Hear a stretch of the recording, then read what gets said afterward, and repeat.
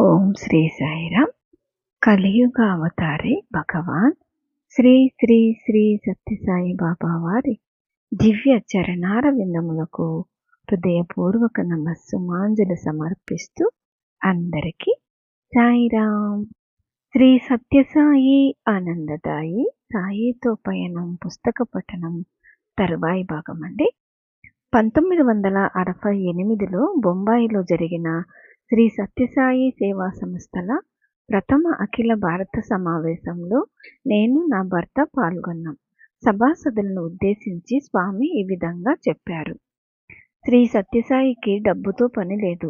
అతనికి మీ గుణాలతోనూ యోగ్యమైన జీవితంతోనే సంబంధం, కానీ మీ సంపదలతో కాదు. భజన మండలిని కానీ, అధ్యయన మండలిని కానీ, బాల వికాస్ కానీ నిర్వహించడానికి డబ్బు అవసరం లేదు. అదే సర్వస్వం కాదు. సేవ సర్వశ్రేష్టం, శాశ్వతం అయిన సంపద. కలిసికట్టుగా ఏకమనస్కులై చేసే ప్రయత్నానికి కూడా డబ్బు అవసరం లేదు. సాయి సమితి బొటనవేలు, మహిళా విభాగ్ చూపుడు వేలు, సేవాదళం మధ్యవేలు, బాల వికాస్ ఉంగరం వేలు, భజన మండలి చిటికెన వేలు. అవన్నీ పరస్పర సహాయ సహకారాలతో పని చేయాలి.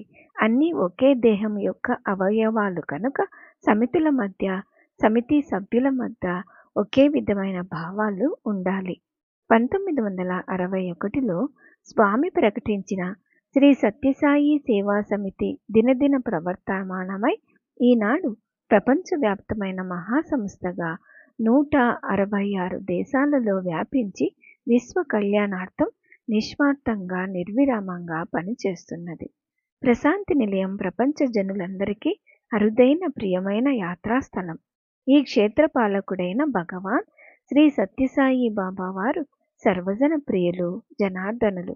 ప్రేమపూర్వకంగా 2 చేతులను చాపి ప్రపంచ జనులందరినీ తమ వద్దకు ఆహ్వానిస్తూ ఉంటారు.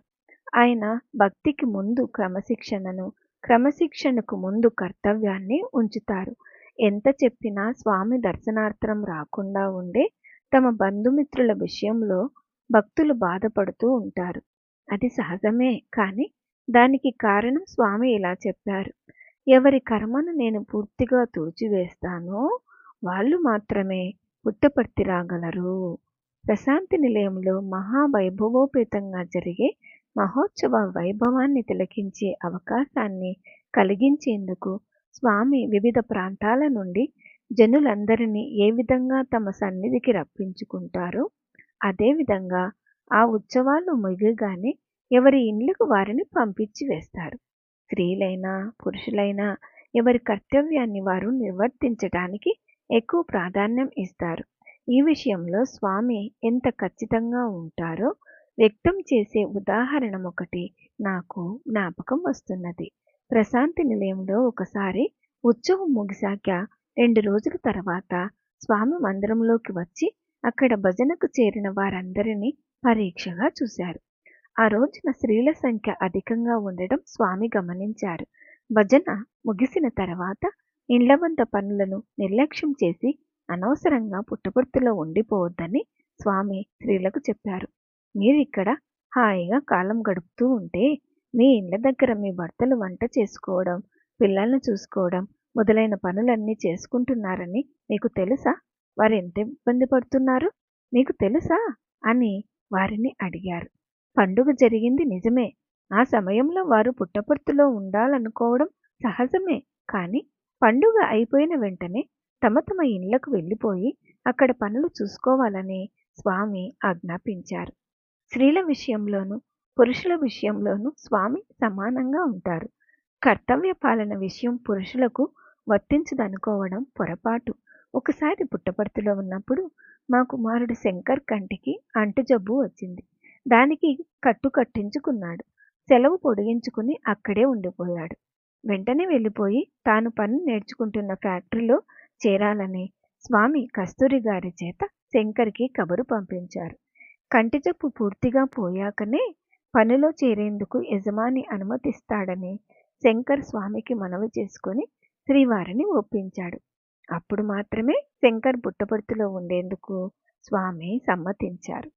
స్వామి నామ సంకీర్తనకు ఎక్కువ ప్రాధాన్యం ఇస్తారు. అదే భజన, నగర సంకీర్తన అన్న పేర్లతో ప్రశాంతి నిలయంలో వ్యవహరింపబడుతున్నది. సంకీర్తన చేసేటప్పుడు భావ, రాగ, తాళాలు మూడింటిలోనూ భావానికి ఎక్కువ ప్రాధాన్యం ఇవ్వాలని స్వామి చెప్తారు. భజన లీడ్ చేసేవారు, అనుసరించేవారు భావంలో లీనమై పాడుతూ ఉంటే వినేవారికి కూడా తన్మయానందం కలుగుతుంది. భగవంతుడు భావప్రియుడు కాని బాహ్యప్రియుడు కాడని స్వామి పదే పదే చెప్తూ ఉంటారు. భావం గోచరించడానికి ఉచ్చారణ స్పష్టంగా ఉండాలి. అప్పుడు వెనుకవారు, క్రొత్తవారు అందరూ అనుసరించడానికి వీలవుతుంది. బీజాక్షరాలతో కూడిన భజనలను పాడవద్దని, సరిగా వినిపించక తప్పుగా పలికితే హాని కలుగుతుందని స్వామి నాతో చెప్పారు. అటువంటివి కావాలంటే తమ సంతృప్తి కోసం ఇండ్ల వద్ద పాడుకోవడం మంచిదని చెప్పారు. ఈ విధంగా స్వామి శిక్షణలో రూపొందిన ప్రశాంతి భజనలు ఈనాడు ప్రపంచ ప్రఖ్యాతి చెందాయి. పండుగ రోజులలో మందిరానికి అలంకారాలు చేసే విషయంలో కూడా స్వామి శ్రద్ధ చూపుతారు. పండుగకు మన బంధువులంతా వస్తారు. గాలికి ఆ తోరణాలు తెగి పడిపోయాయి, వాటిని సవరించండి అని చెప్పేవారు.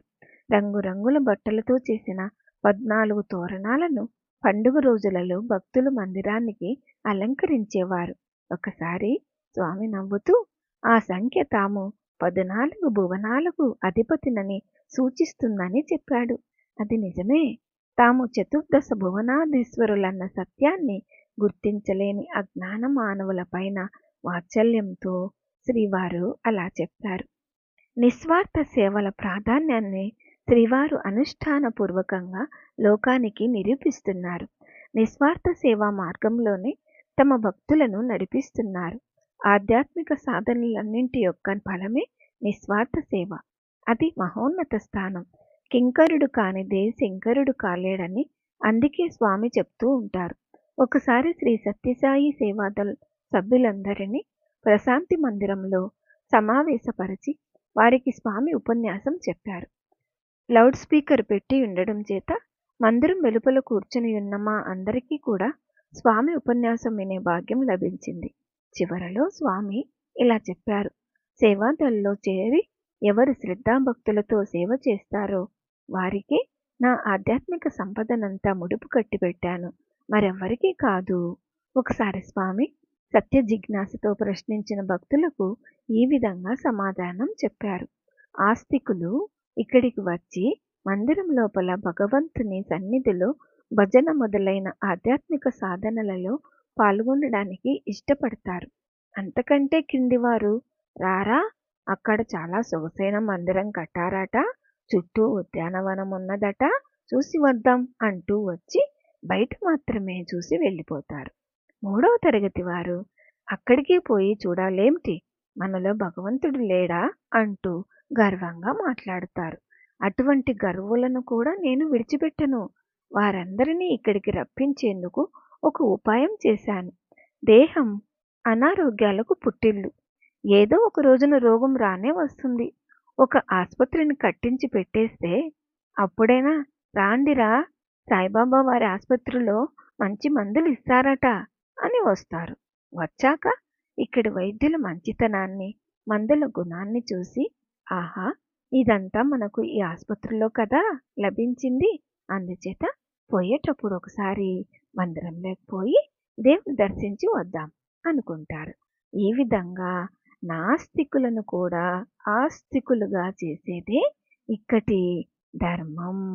సేవయే ఆరాధన. ప్రతి సేవా కార్యం భగవంతుని పాదాలకు అర్పించిన ఒక పూజా సుమం. ఆ కార్యం అహంకారంతో కలుషితమైనట్లయితే ఆ పుష్పానికి పురుగులు పన్నట్టే అంటారు భగవాన్ శ్రీ సత్యసాయి బాబా వారు. శ్రీ పి రామచంద్ర శెట్టి గారు నగల వ్యాపారి. వారి భార్య శ్రీమతి సుందరమ్మ గారు. వారి కుటుంబ సభ్యులందరికీ భగవాన్ శ్రీ సత్యసాయి బాబా వారి పైన ప్రగాఢమైన భక్తి. విశ్వనాథ శెట్టి, వెంకటాచలపతి శెట్టి అని ఆయనకు 2 కుమారులు. శ్రీమతి మాణిక్యమ్మ, శ్రీమతి సరోజమ్మ వారి కోడళ్ళు. క్రీస్తు శకం 1958 జూన్ 18వ తేదీన మైసూరులోని శ్రీ రామచంద్ర శెట్టి గారి ఇంటికి శ్రీ సత్యసాయి బాబా వారు విచ్చేశారు. మేము ఉదయం 9 గంటలకు అక్కడికి వెళ్ళాం. శ్రీవారు 7:30 గంటలకే విచ్చేశారని తెలిసింది. మేము వెళ్ళిన కొంతసేపటికి శ్రీవారు మేడ మీద కిటికీ దగ్గరికి వచ్చి నిలిచి దర్శనమిచ్చారు. కొంతసేపు అయ్యాక మేము మేడ మీదికి వెళ్ళాం. మెడలో పూలమాల వేయబోతూ ఉంటే స్వామి తమ కంఠానికి అడ్డంగా 2 వైపులా 2 చేతులు చూపుడు వేళ్లను నిలబెట్టుకున్నారు. ఇదెందుకు స్వామి అని అడిగాము. మీ ఊరు నాకు చల్లని పూలమాలలు తెచ్చి మీరు నా మెళ్ళ వేస్తే ఇంకా చలిగా ఉంటుంది అంటూ మేము వేసిన పుష్పహారాలను తమ మెడకు తగలకుండా వేళ్లతోనే పట్టుకొని తీసుకున్నారు. నేను మా వారు వేసిన మాలలు 2 కలిపి అక్కడున్న తమ ఫోటోకు వేశారు. మేము పాద నమస్కారం చేసుకున్నాం. తమ వెంట వచ్చి ఉండిన భక్తులతో, ఇంక మీరంతా ఊరు చూసేందుకు వెళ్ళండి, నా భక్తులు నా దర్శనం కోసం వచ్చారు, స్థలం సరిపోదు అన్నారు. శెట్టిగారి ఇల్లు సన్నగా పొడుగుగా ఇరుకుగా ఉండేది. హాలులో మాత్రం 20 మంది పట్టేవారు. వారి ఇంటిలో స్వామి చాలా సంతోషంగా స్వంత ఇంటిలో మాదిరిగా తిరిగేవారు. స్వామి తమరు మా ఇంటికి ఎప్పుడు విచ్చేస్తారు అని అడిగాను. వస్తాను, మైసూరు వచ్చాక మీ ఇంటికి రాకుండా వెళ్ళిపోతానా? నేనిప్పుడు స్నానం చేసేందుకు వెళ్తున్నాను, తర్వాత మీ ఇంటికి వచ్చేటప్పుడు చెప్తాను అన్నారు. మేమందరం క్రిందికి దిగి వచ్చేసాం. 11 గంటల సమయంలో బాబావారు క్రిందికి దిగి వచ్చి సోఫాలో కూర్చొని భజన ప్రారంభించండి అన్నారు. 12 గంటల వరకు భజన జరిగింది. శెట్టిగారు అవతారమూర్తికి, అర్చామూర్తులకు హారతులు ఇచ్చారు. కొందరు పురుషులకు పాద నమస్కారం ఇచ్చి స్వామి మేడ మీదకి వెళ్ళిపోయారు. అక్కడి శెట్టిగారి కుటుంబ సభ్యులంతా స్వామికి పాదపూజ చేశారు. కొంతసేపటికి కిందనున్న వారందరూ మేడ మీదికి పోయి స్వామి దర్శనం చేసుకునేందుకు అనుజ్ఞ లభించింది. అప్పుడు మేమంతా వెళ్ళి స్వామికి పాద నమస్కారం చేసుకున్నాము. సాయంకాలం 5 గంటలకు మా ఇంటికి వస్తామని, కాచుకొని ఉండవలసిందని స్వామి అప్పుడు మాకు తెలియజేశారు. ఆ రాత్రికే బెంగళూరు వెళ్ళిపోవలసి ఉండడం చేత అందరి ఇండ్లకు వచ్చి కొద్దిసేపు మాత్రమే ఉండి వెళ్ళిపోతానని చెప్పారు. మాకెంతో బాధని అనిపించింది. స్వామి చాలా ఏళ్ల తర్వాత ఇప్పుడు విచ్చేశారు కదా, ఒక్కరోజు లేకపోతే కనీసం ఒక్క పూటైనా ఉండకపోతే మా మనసుకి చాలా కష్టంగా ఉంటుంది అన్నాం. అలా బాధపడడం ఎందుకు? లభించిన కాలాన్ని సంతోషంగా అనుభవించండి. నేను 3 రోజులున్నా మీకు 5 నిమిషాలే లభించినట్లయితే ప్రయోజనం ఏమిటి? మీరు నావారు, నేను మీ వాడను. నాకు ఇల్లు వాకిలి ఏదీ లేదు. మీ హృదయమే నా ఇల్లు. అన్నింటిలోనూ మితంగా ఉండాలి. మితిమీరినట్లయితే రుచి చెడిపోతుంది. చిన్న బిడ్డను చూడండి, తమకి ఆకలిగా ఉందో కడుపు నిండిందో ఏదీ తెలియకుండా ఊరికినే తింటూనే ఉంటానంటుంది. అయితే తల్లి అలా తిననివ్వదు. ఎంత కావాలో అంతే పెడుతుంది. ఎందుకో తెలుసా? బిడ్డకి తిన్నది జీర్ణం కాకపోతే తనకే కష్టమని ఆమెకు తెలుసు. అట్లే నేను కూడా భక్తులకు ఎంతమాత్రం తట్టుకునే శక్తి ఉందో అంత మాత్రమే ఇస్తాను. ట్యాంకు భద్రంగా లేకుండా ఎక్కువ నీరు నింపితే అది పగిలిపోయే ప్రమాదం ఉంది. అందుచేత అది తట్టుకునేటంత నీటినే నింపాలి కదా. నేను ఇప్పుడు కాకుండా 30వ తారీఖు తర్వాత వచ్చి ఉన్నట్లయితే 4 రోజులు ఉండేవాణ్ణి. అయితే శెట్టి బలవంతం చేసి ఇప్పుడే రావాలని పిలుచుకొని రావడం చేత ఒక్కరోజే ఉండవలసి వచ్చింది. ఇంకేం, రావడం ప్రారంభించాను కదా, పూలమాలలాగా వస్తూనే ఉంటాను. అన్ని పూలన్నీ చేర్చి ఒకే మాలగా చేసేస్తే నా పని అయిపోతుంది. ఆడవాళ్ళకేమి, కన్నుల చివరనే గంగ నివాసం ఉంటుంది. ఆనంద బాష్పాలుగా ఉపయోగించేందుకు నేను కన్నీరు పెట్టి ఉంటే మీరు దానిని సంసారంలోని కష్టాల కోసం దుఃఖ బాష్పాలుగా ఉపయోగిస్తున్నారు. పరమాత్మ కోసం ఏడవాలి, మిగిలిన వాటికి ఏడవడం వ్యర్థం అని సుదీర్ఘమైన ప్రబోధ చేశారు స్వామి. 5 నిమిషాలని తొందర పెట్టవద్దు అని మేము ప్రార్థించాం. లేదు, నేనేం చేయాలి, సమయం లేదు కదా. చిక్కిన సమయాన్ని చక్కగా ఉపయోగించుకోండి. అదిగాక నేను విమానం టికెట్ తీసుకోవడం కూడా జరిగింది. రైళ్లు బస్సులు అయినా 1-2 నిమిషాలు ఆలస్యం కావచ్చు, కానీ విమానం అలా కాదు. మన వల్ల ఒకరికి కష్టం కలగకూడదు. నా భక్తుల్ని శారీరకంగా కానీ వ్యవహారికంగా కానీ కష్టపెట్టకూడదని నా ఉద్దేశం. తెలుసా? నేను బిందెను, మీరు త్రాడు, మీరు లాగితే నేను వస్తాను అని వివరించి చెప్పారు స్వామివారు. ఓం శ్రీ సాయిరాం. తరువాయి భాగం వచ్చే వారం విందామండి. జై బోలో భగవాన్ శ్రీ సత్యసాయి బాబాజీకి జై. సమస్త లోకాః సుఖినో భవంతు. ఓం శాంతి శాంతి శాంతి. అందరికీ సాయిరామ్.